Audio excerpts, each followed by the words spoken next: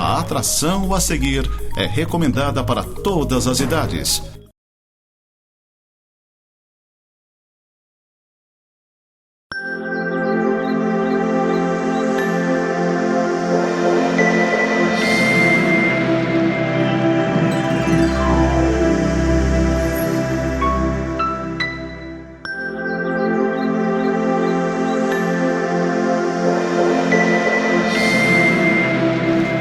Graça e paz, nosso amigo telespectador. Somos gratos a Deus por mais uma vez Ele nos conceder de podermos estar aqui para gravar este programa juntamente com a equipe do Céu na Nova Era TV. Somos gratos porque ela também já atingiu a nossa cidade, Otacílio Costa, e tantas outras regiões próximas e também distantes. Agradecemos muito ao Céu por este meio de comunicação, a qual a palavra de Deus pode adentrar ao seu lar, ao seu conhecimento, à família, reunir as pessoas que você ama para estar assistindo este programa e tirando algumas dúvidas e ouvindo a mensagem de Deus. Quero agradecer ao nosso patrocinador deste programa, a Clínica Vida Nossa, ultrassonografia geral, obstétrica e Doppler e odontologia. A ultrassonografia é da doutora Vanessa Gerber e a odontologia com o Dr. Fernando Gerber. Nosso abraço a eles e o nosso muito obrigado por este patrocínio. Muito obrigado. Este programa é um programa da Igreja Presbiteriana de Lages, semeando para a vida eterna. Vamos orar a Deus e agradecer por este momento em que Ele nos concede de poder estar aqui reunidos. Senhor nosso Deus, damos graças a Ti, porque o Senhor até aqui, o Senhor tem cuidado de nós.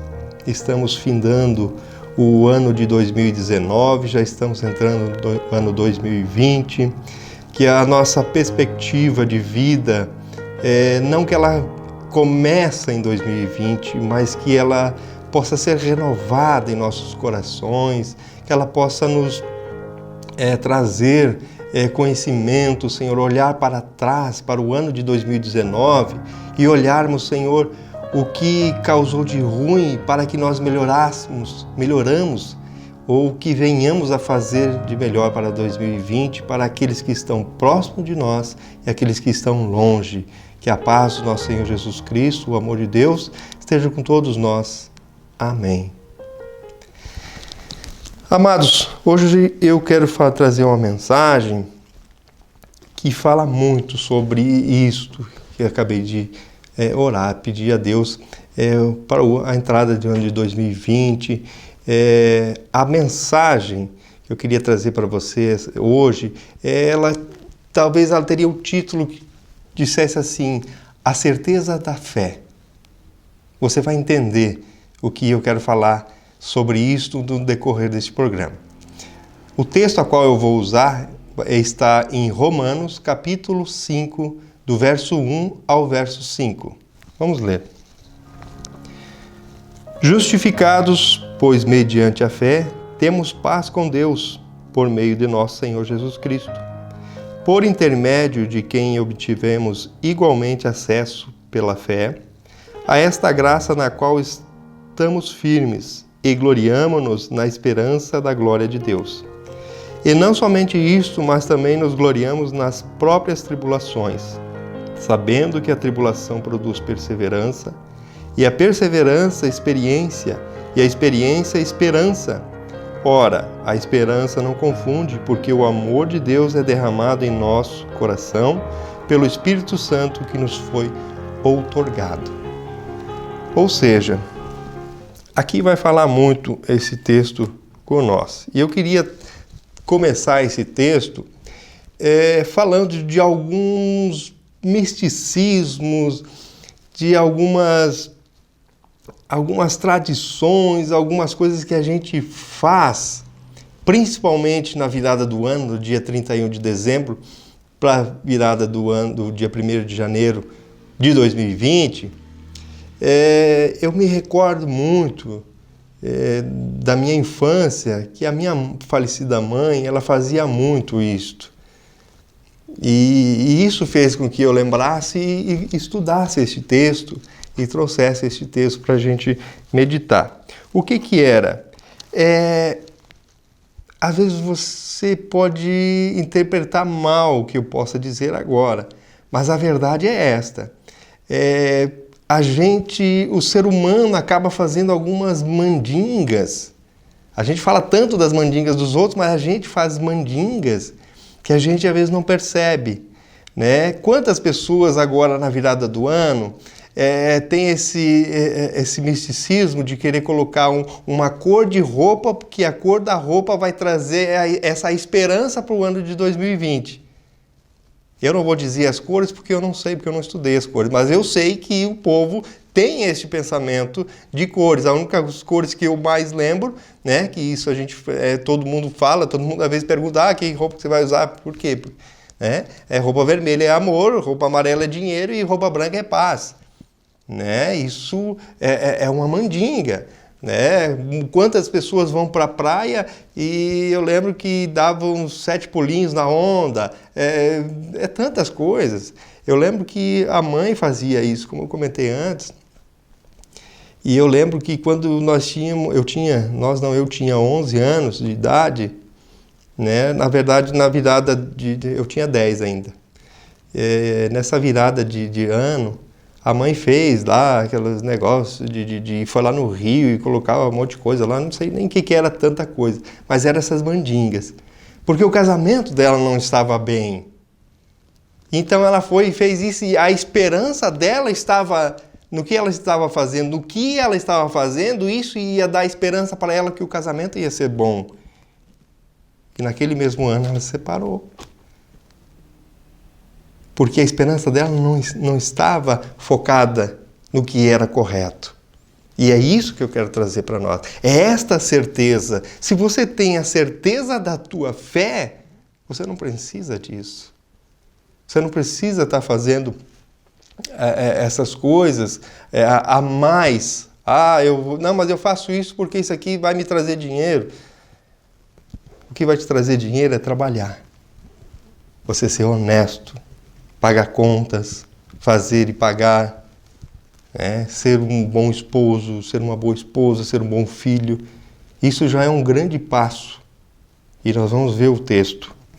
O texto vai começar dizendo que nós somos justificados, pois mediante a fé. Por que justificado? Porque nós estávamos afastados de Deus desde Adão. Quando Adão pecou, nós somos afastados de Deus. Nós somos filhos da ira de Deus.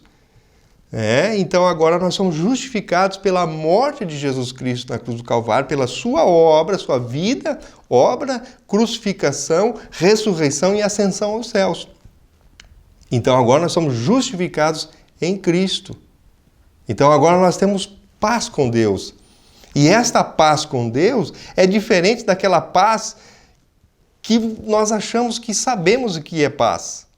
Por isso que a própria Bíblia vai dizer que a paz excede o nosso entendimento. Por quê? Porque não há mente humana, não existiu mente humana, exceto talvez de Paulo, mas eu acredito que não existiu uma mente humana que soube distinguir o que é esta paz com Deus. Nós podemos achar que entendemos, mas nós não entendemos o que é essa paz. Nós achamos que ter paz é eu ter paz com uma pessoa. É eu ter paz com uma pessoa na qual eu não me agrado dela. Nós estamos brigados, eu fiz alguma coisa para ela ou ela fez alguma coisa comigo, então nós estamos brigados. Mas ela está lá e eu estou aqui, eu estou em paz com ela. Isso eu acredito que é paz, mas não é isso. A paz com Deus não é isso. Paz com Deus é a proximidade, intimidade, amor, andar ao lado dessa pessoa. E nós temos que entender que nós éramos para ser lançados no fogo do inferno. Nós estávamos separados de Deus. Nós éramos filhos da ira de Deus. Nós era tudo que era de ruim. E nós ainda somos pecadores. Deus nos amou, mesmo nós ainda sermos pecadores. É isso que a Bíblia diz. Que Ele nos amou mesmo antes de que eu faça alguma coisa boa, do que eu venha fazer alguma coisa boa. Deus me amou antes disso. E Deus me deu esta paz para viver com Ele. Então, essa paz nós podemos entender dessa maneira, ajudar a entender, mas nós nunca vamos compreender a paz de Deus, somente no dia que nós estivermos na eternidade com Ele, se Deus quiser, na glória dEle. Nós temos a paz por intermédio de Jesus Cristo, e a qual tivemos pela fé. É pela fé que nós temos Cristo, que é pela fé que recebemos a salvação, é pela fé que recebemos o Espírito Santo de Deus, que foi nos outorgado, que foi a última palavra que foi falado do texto. E o texto vai ainda dizer assim, que esta graça na qual estamos firmes e gloriamo-nos na esperança da glória de Deus. É um texto que nos chama muita atenção, porque eu queria que você entendesse o que é essa glória de Deus. É a esperança da glória de Deus. A esperança da glória de Deus é aquilo que mais nós devemos desejar. A esperança da glória de Deus. Eu vou ler um texto que está em Filipenses para você entender. Você conhece muito bem esse texto, porque ele é um texto muito falado. Tendo em vós o mesmo sentimento que houve também em Cristo Jesus, pois ele, subsistindo em forma de Deus, não julgou como usurpação a ser igual a Deus. Antes a si mesmo se esvaziou, assumindo a forma de servo, tornando-se em semelhança de homens, e reconhecido em figura humana. Assim mesmo se humilhou, tornando-se obediente até a morte e morte de cruz. Pelo que também Deus o exaltou sobremaneira, ele deu o nome que está acima de todo nome, para que o nome de Jesus se dobre todo o joelho nos céus, na terra e debaixo da terra, e toda língua confesse que Jesus Cristo é Senhor, para glória de Deus. O interessante é que esse texto aqui ele é tão profundo que a gente também deixa de alguns conhecimentos, porque aqui o texto vai dizer que todo joelho se dobrará e toda língua confessará, ou seja, aqui está pegando ateu, pega muçulmano, pega indiano, pega todos. E quer que eu te diga uma coisa bem clara? Até o próprio Satanás se dobrará, se curvará, e ele confessará com a língua dele que Jesus Cristo é o Senhor. Não para a salvação dele, mas ele, aqui o texto está dizendo que todos vão confessar. Por isso, você se lembra da tentação de Jesus Cristo? Não foi isso que o Satanás tentou fazer para ele? Dizendo para ele, se prostre diante de mim e me adores, então eu te darei todo o reino. Não era isso? Porque Satanás tem raiva, ele tem ódio de Jesus Cristo. Por isso ele ataca ferozmente a humanidade. Porque ele tem raiva, ódio de Jesus Cristo, porque até ele irá se prostrar dizendo que Jesus Cristo é o Filho de Deus, e todos vão se prostrar, e todos vão confessar. Essa é a nossa esperança, é a esperança da glória de Deus, que todos confessem que Jesus Cristo é o Senhor, e isso acontecerá no dia em que Jesus Cristo virá nos buscar, a sua segunda vinda. Oh, glória, esperamos isso ardentemente, e que este aguardar seja grandemente no nosso coração, esperançosamente, não como esperamos o ônibus na rodoviária, que uma hora ele vai vir, mas esperar ardentemente que Jesus Cristo virá nos buscar. O texto ainda vai dizer, e não somente isto, mas também nos gloriamos nas próprias tribulações, sabendo que a tribulação produz perseverança. Paulo ele sabia das tribulações. Paulo foi um dos maiores exemplos de pessoas que passou por essas tribulações. Ele soube passar fome, ter fartura, passar frio, estar nu. Ele passou por todas as tribulações e ele estava a par, ele estava ciente do que ele estava escrevendo para nós.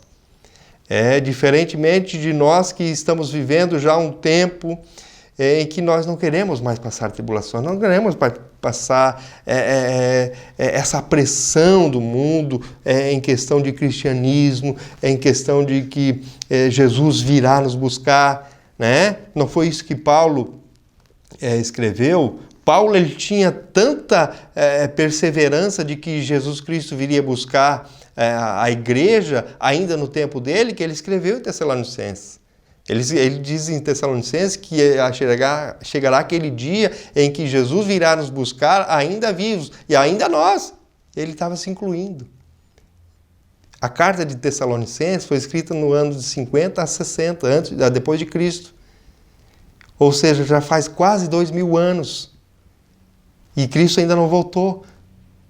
E essa perseverança o povo foi perdendo, foi caindo de lado. Nós fomos esquecendo da vinda de Cristo. Vamos colocando essa vinda de Cristo de lado. E o texto está nos dizendo que essa tribulação vem para que nós perseveramos e buscamos a vinda de Cristo. E pedimos para que Cristo venha. Clamamos, oramos para isso. Jejuamos para que Cristo venha. Para que Ele venha um dia nos buscar. Esta tribulação, do grego, ela quer dizer pressão. É a pressão que o mundo dá ao cristianismo. Lembra dos tempos antigos, os nossos pais da igreja que eram lançados nas arenas como espetáculo para o povo, para ser comidos pelas feras, pelas bestas, né? Lançados para os gladiadores. Essa era a pressão do mundo quanto ao cristianismo. Só que isso gerava perseverança. Eu queria falar um pouquinho também da tribulação, que ela do latim ela quer dizer tribulum. Tribulum quer dizer tribulação do latim. E tribulum era uma máquina de separar o grão do milho da soca e da palha. Era uma madeira grande, pesada, com alguns cravos de ferro. E quando esta madeira ela começava a se mexer em cima do milho ou dos cereais, então ela começava a separar os grãos das palhas. Essa máquina era chamada de tribulum. E é isso que a tribulação faz com nós. Ela separa aquilo que é de bom, ela tira a nossa inveja, ela tira o nosso orgulho, ela tira o nosso eu. Eu posso, eu determino, eu consigo. Não, ela te traz a humilhação. Essa humilhação que eu digo é você ser humilde e reconhecer que Cristo é o Senhor, que Cristo é a tua esperança, que Cristo é aquele que vai abrir as portas para você, é Cristo que vai fechar as portas para você, para que isso te dê perseverança, para que você persevere. Imaginou se cada dificuldade que você tem, você só diz, eu estou com dor de dente, pronto, passou. Se você não perseverasse, não fosse atrás de um remédio, fosse atrás de um dentista, fosse, falar em dentista, tem o Dr. Fernando Gerber, está ali para te atender. Então, a tribulação nos traz perseverança para nós perseverarmos. E a perseverança, ela nos traz experiência de vida. Experiência hoje eu tenho 42 anos, quantas coisas erradas eu já fiz no meu passado, na minha oração ainda falei, para que a gente olhe para o ano de 2019, para trás, tudo que eu fiz de errado, para que o ano de 2020 agora não venha cometer os mesmos erros. Isso é experiência de eu ver que eu vou estar caminhando para o mesmo caminho que eu fiz no ano de 2019, que deu tudo errado. Então é eu ver o que está de errado e fazer o que é certo, fazer o que é mais correto, o que é mais convincente, o que não vai atrapalhar, o que não vai machucar pessoas. Às vezes uma palavra que a gente falou, isso machucou pessoas e isso não é perseverança. Daí você querer procurar essa pessoa e continuar falando aquilo que você falou. Isso não é perseverar. Perseverança é você ver que você falou algo errado e você ir buscar essa pessoa e pedir perdão. Que no momento em que você falou, talvez você estava com alguns problemas Então você vai explicar isso para essa outra pessoa e ela também vai entender. E isso traz esperança, traz experiência para os dois lados. É isso que a gente tem que buscar. É isso que o texto está nos ensinando. E ele vai nos dizer que a experiência nos traz esperança. A esperança é aquilo que a gente já falou, né? A esperança, onde está a minha esperança? Minha esperança está em Cristo? Ou a minha esperança está em Cristo, mas eu vou colocar a roupa vermelha porque eu preciso casar esse ano? Então a tua esperança não está em Cristo, a tua esperança está na cor. Eu preciso esse ano ganhar mais dinheiro, então a minha esperança é Cristo, mas eu preciso arrumar uma roupa amarela porque eu preciso ganhar mais dinheiro. Então a tua esperança não é em Cristo. É isso que eu comentei no começo. O título dessa mensagem, a certeza da nossa fé. Lembra do texto do Salmo 23? O Salmo 23 ele começa assim: o Senhor é o meu pastor e nada me faltará. É um texto ele não foi traduzido coerentemente como ele deveria de ser do original. Por quê? Porque quando ele diz assim, o Senhor é meu pastor e nada me faltará, isso remete ao futuro. Lá na frente não vai me faltar, mas agora então eu preciso fazer alguma coisa, porque lá na frente não vai me faltar, mas agora eu preciso fazer alguma coisa. O texto original, o grego, o hebraico, melhor dizendo, ele diz assim: o Senhor é meu pastor e de nada tenho falta. Hoje. O texto fala hoje. De nada tenho falta hoje. Então eu não preciso colocar uma roupa para que me dê esperança lá na frente. Não, porque hoje não está me faltando nada. O que falta é entendimento meu. Aí sim. Mas agora, Deus guardar a nossa vida. Até aqui Deus não tem guardado a tua vida. Nós estamos de pé, vivos, né? Obviamente que tem muitos que estão enfermos, acamados na cama, mas estão vivos. Tem muitos que ainda estão num estado talvez já mais avançado de algumas doenças, mas talvez é porque precisa de perdão ou precisa ser perdoado. Nós precisamos pensar sobre esse assunto também. É um assunto muito delicado para a gente falar sobre perdão e ser perdoado também. Mas essa é a esperança. A esperança é em Cristo. Não coloque a sua esperança em algo ou uma esperança vazia. Por isso que o texto ele ainda vai continuar dizendo assim: ora, a esperança não confunde. Porque se a minha esperança é em Cristo, ela não vai me confundir.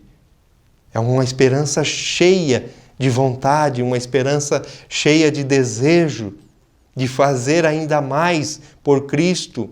Não para que eu possa ser salvo, mas pela gratidão de eu ser salvo. Eu não faço nada a Cristo para que Cristo veja em mim algo bom e Ele me salve. Não, eu faço algo bom não para ser salvo, mas porque eu já fui salvo.